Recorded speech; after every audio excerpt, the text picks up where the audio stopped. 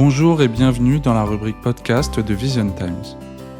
Aujourd'hui, nous vous proposons une adaptation d'un article de Marlène Deloumeau intitulé « Découvrir la Corse, terre de légendes, florilège de mythes et mystères ». La Corse. Son nom seul évoque des images puissantes. Un passé tumultueux, un relief accidenté, des panoramas à couper le souffle, suspendus entre une mer turquoise et des montagnes fières. Cette terre a nourri d'innombrables mythes, contes et légendes qui aiguisent l'imagination. Oublions un instant les plages et les sentiers de randonnée pour nous plonger dans les récits qui ont façonné l'identité corse. Préparez-vous à découvrir l'histoire, les symboles et les légendes qui murmurent encore au creux des vallées et le long des côtes. Pour comprendre l'âme corse, il faut d'abord effleurer son histoire, une histoire de convoitise et de résistance. Retenons ensemble 3 dates, 3 moments clés qui ont forgé son destin. Nous sommes en 1070. Le pape Grégoire VII confie l'administration de l'île à l'évêque de Pise. C'est le début d'une ère de reconstruction, notamment religieuse après les invasions barbares. Mais cette domination pisane ne durera que 200 ans. Une autre puissance maritime lorgne sur la Corse, Gênes. Le 6 août 1284, la bataille de la Meloria scelle le sort de l'île. Les Génois s'en emparent pour près de 500 ans, couvrant le littoral de ces fameuses tours qui veillent encore aujourd'hui sur l'horizon. Faisons un bond dans le temps. En novembre 1755, un vent de liberté souffle sur l'île. Sous l'impulsion du général Pascal Paoli, la République corse indépendante est proclamée. Paoli dote son peuple d'une constitution républicaine, une des premières du monde moderne. Mais cette indépendance est aussi fragile qu'un rêve. En 1768, par le traité de Versailles, une Gênes épuisée cède ses droits sur la Corse à la France de Louis XV. Les 8 et 9 mai 1969, à Ponte Novo, les troupes corses affrontent l'armée française. Le 8 mai, les Corses sont victorieux, un jour de fierté encore célébré aujourd'hui. Mais le 9 mai, le destin bascule. Les hommes de Paoli sont défaits, la Corse devient française. Pascal Paoli, le père de la patrie, prend alors le chemin de l'exil, mais son héritage, lui, ne mourra jamais. Mais au fait, d'où vient le nom même de la Corse ? Les historiens peinent à s'accorder. Pour les Grecs anciens, l'île s'appelait Kurnos, un mot dérivé du phénicien kur ou kor, qui signifie promontoire, une description parfaite pour des navigateurs découvrant ce relief si caractéristique. Une autre piste, toujours phénicienne, nous mène au mot de Corsaï, qui se traduit par « lieu couvert de forêt ». Imaginez le contraste pour ces marins habitués à des terres plus arides. Ce mot, Corsaï, aurait ensuite évolué pour devenir le Corsica que les Romains ont adopté. Et que dire de son drapeau ? La fameuse tête de mort. Son origine est elle aussi un mystère.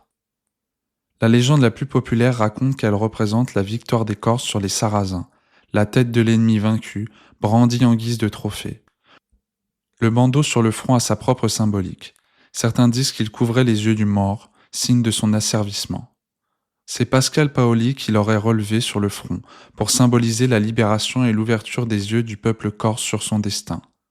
Une autre thèse, plus historique, fait le lien avec la Sardaigne voisine, dont le blason arbore non pas une, mais 4 têtes de mort.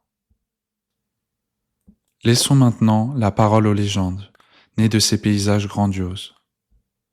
Commençons par le lion de Rocapina.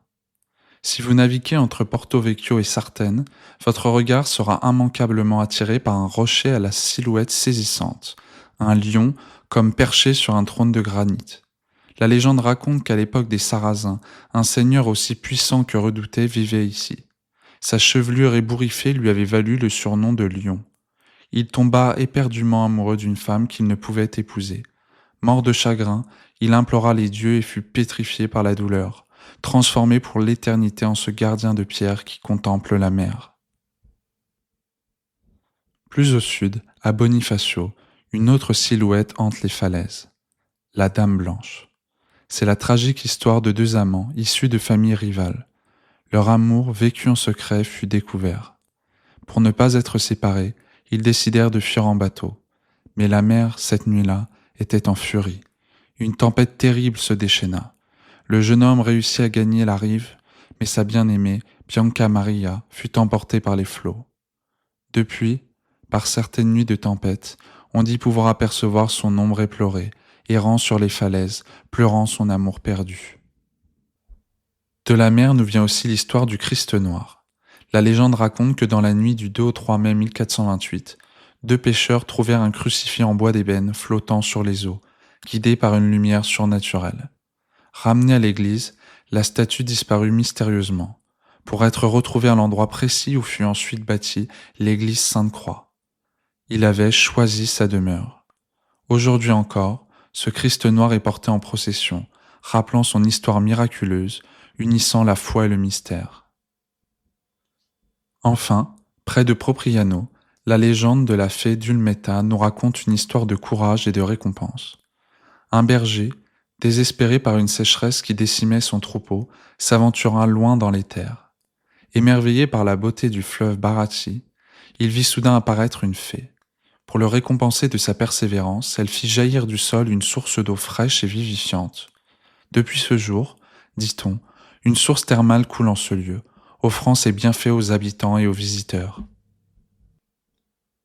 Le lion de Rocapina, la Dame blanche, le Christ noir, la fée Dulmetta. Ces récits ne sont pas que de simples histoires. S'imprégner des mythes et des légendes d'un pays, c'est toucher du doigt son âme, comprendre sa culture.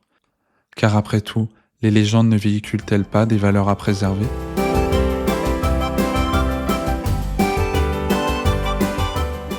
Merci d'avoir écouté ce podcast et s'il vous a plu, n'hésitez pas à le partager. Je vous dis à bientôt sur le site visiontimes.fr.